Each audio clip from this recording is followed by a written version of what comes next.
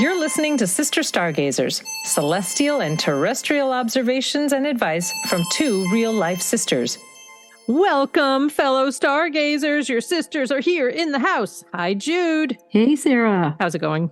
Good. Happy almost midwinter. Exactly. We're almost at midwinter. This is episode 73. We're starting Sunday, January 29th, last few days of January, through Saturday, February 4th, which is our midwinter date. Where should we start then? Well, there's a couple of things happening this week that are really exciting. Yeah. Some personal planets are making some squares, conjunctions, and trines.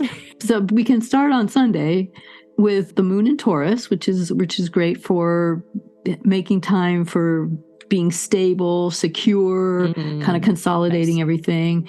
But then the sun is going to be making a trine to Mars. So the sun is in Aquarius. And Aquarius is somewhat cool and detached, like we talked about last week. And it's making a trine over to Mars, which is newly direct. Mars is going in direct motion. So this is a really good time. Mars is our energetic principle, and the sun brings a vitality to that.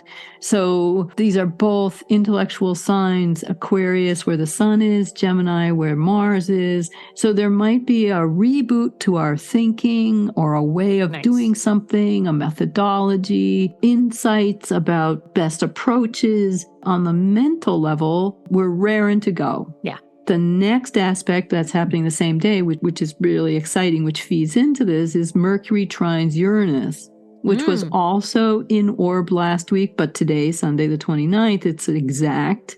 So this is this listening principle, but not just to each other, but to the higher octave of insight, because Uranus is the higher octave of Mercury.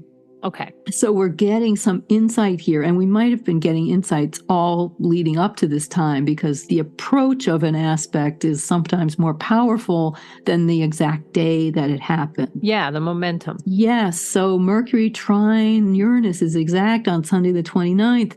So I hope you've been keeping track of some of the insights that you've been getting, because this can be very stimulating to the sun trine Mars. So the Aquarius to Gemini, sun to Mars trine that's happening on the same day. So Sunday the 29th is a lot of mental energy and a lot of potential for problem solving, for working things out, for the expression of unusual viewpoints, for having an experimental attitude, being able to solve problems, cooperation. Love it. Yeah, it's really a wonderful. And if you can pull some of that into Monday the 30th, that's even better. Okay. On Tuesday the 31st, the moon is going to be in Gemini. So again, new ideas are going to be on tap. The moon, while it's in Gemini, is going to be making a conjunction to Mars. Yeah. So Mars is highlighted the first part of the week here in Gemini. There's a revving up of ideas. Mars is at 9 Gemini. So the moon will be moving through Gemini on the 31st, the 1st of February. That's considered Groundhog's Day. Right, February 2nd. Yes, there's another holiday here that we don't often celebrate. Well, it's Candlemas in the Christian tradition. It's Groundhog Day in the Germanic tradition, which was also about forecasting. Yes, right. It was considered the weather, the forecasting of the weather. It came out of Germany. Yeah. That looking for signs, right? Looking for signs in nature. Yeah. And it was transplanted here to the Pennsylvania Dutch. Right. Were of German origin, and they kind of brought that whole tradition with them of watching for the shadow, groundhog, whether he sees the shadow or not. But this whole idea of prognostication. Prognostication. Thank you, Sarah. In nature. So looking for signs in nature. So actually any of the cross quarter days or the solstices or the equinoxes are good days to let nature inspire you. Yeah. So what we're coming up to here is not so much the 1st of February, but the 4th of February, and on Saturday, the 4th of February. And actually, I would give it an orb of a couple days before and a couple days after. So anytime between the 1st of February and maybe the 7th of February, right? There's a week there where you can be out in nature. For example, I went out to my car this morning and I'm just listening, and I hear a woodpecker. Yeah. And that's kind of like unusual, over the din of the traffic and the, the neighborhood noise. I hear this, this knocking of a woodpecker. Yeah. So that is to me like, okay, like I'm noticing something inside of me, which is nature, is responding to something outside of me, which is nature. Yeah. And in fact, there is no separation between the inside and the outside. Like, so whatever I'm noticing, whatever I'm bringing my attention to is part of my reality.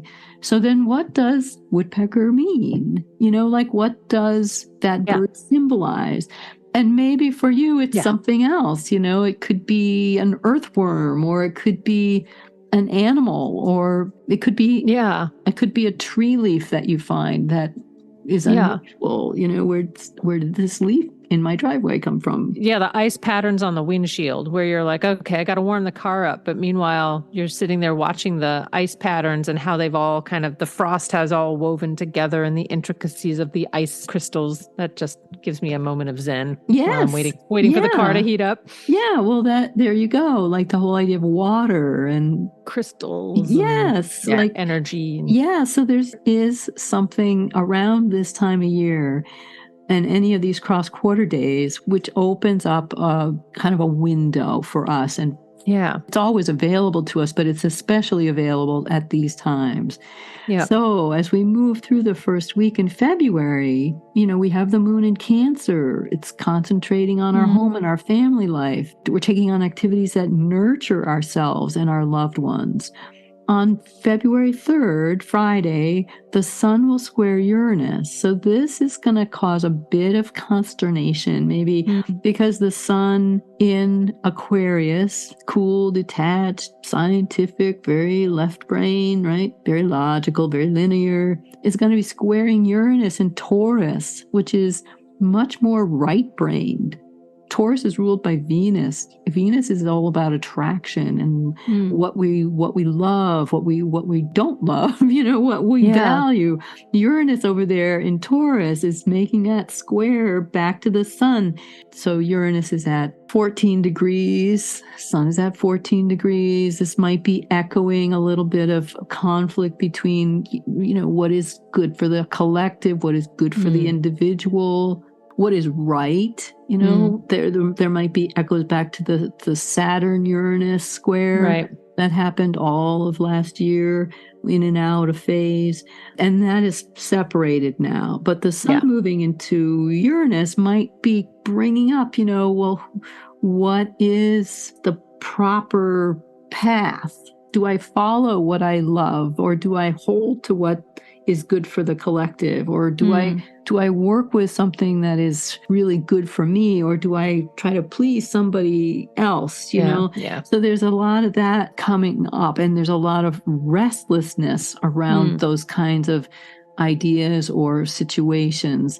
And so that square, which is going to be in effect for 3 or 4 days, it's coming in the beginning of the week. It's exact on the 3rd, and then it's going to be separating on the 4th. But, what is good for the group, Aquarius? What is good for the individual?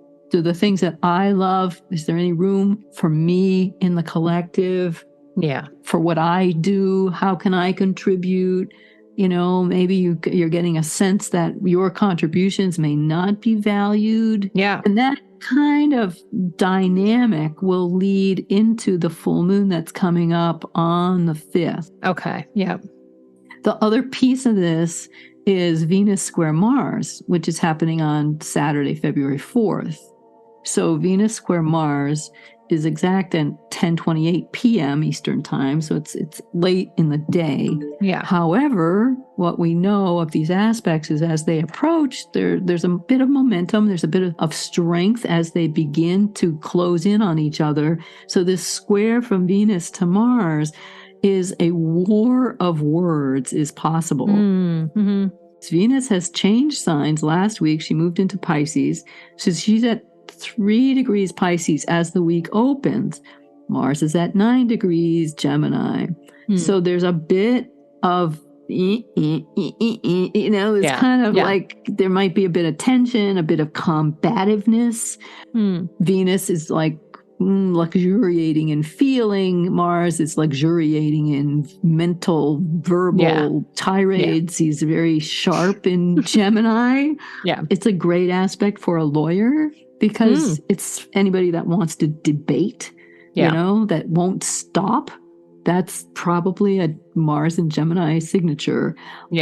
So Venus, all cushy and lovey-dovey, square Mars, all kind of verbal, cut off from the emotions and very mental. So a war of words is possible. Could be also like a passive-aggressive pattern that might come up in a dynamic. But this happens late in the day. It also can be building momentum throughout the week because they're within orb all week. They meet exactly on Saturday the 4th. It's a good time not to start a fight. So put that in your calendar. Do not start a fight. No arguments on the 4th. No, it's a good time to discover what your life's passion is instead. So it's an inner. So if you point that inward to kind of sorting out, like squares can also seem to me like a good aspect to begin to understand what you do want, what you don't want. This could apply to a person or a vocation or a creative hobby. What do you want? What do you not want? And kind of sift, maybe do a little sifting. In preparation for this full moon in Leo, the moon's going to be in Leo at 16 degrees, and the sun is going to be in Aquarius at 16 degrees. But on February 4th is the exact Imbolc midpoint of the time between the winter solstice and the vernal equinox in the spring. Also St. Bridget's Day, which I just want to recognize here. And I'm looking at Megan Waterston's Divine Feminine Oracle deck, where Bridget is recognized as the goddess of the eternal flame, which when you were talking just now about looking inward during a time where it could be slightly contentious between Venus and Mars, it says that Bridget represents the essence of an inner dawn and the healing that comes from knowing that the best is yet to come. Her eternal flame represents the truth that the light never leaves us and can never be extinguished. And it is the sign that the dawn is here. We have made it through the dark winter. We can lift our head. Healing has happened. And now each next day is bound to be brighter. Yes. We can pull from that a little bit if we're feeling a little, just return to your inner flame, friends, the eternal light. Yes. Well, and you might want to note, the moon in Leo at 16 degrees, you could dial ahead to, 6 months from now to August, when the sun will be at 16 degrees. Right, Leo, Leo. So the moon is in Leo right now. The sun will be in Leo at the same degree early August. There might be things that you want to develop now that are in bulk, in the belly of, that will come to fruition in August. This is another way to work with this energy, and to carry the light forward. Right. Yeah. Awesome. Yeah. Keep the momentum going, that Sun trine Mars, and just be careful with the Sun square Uranus, the little bit of revolt energy, restlessness. A little restraint will go a long way. And then that Venus square Mars aspect of the war of words. I love that. Keep the momentum going. It is that kind of cabin fever feeling time of year where it's like we want to jump to the spring. We still have a few winter days yet, but we can use that light to go forward. Yes, and watch for signs. Get out in nature.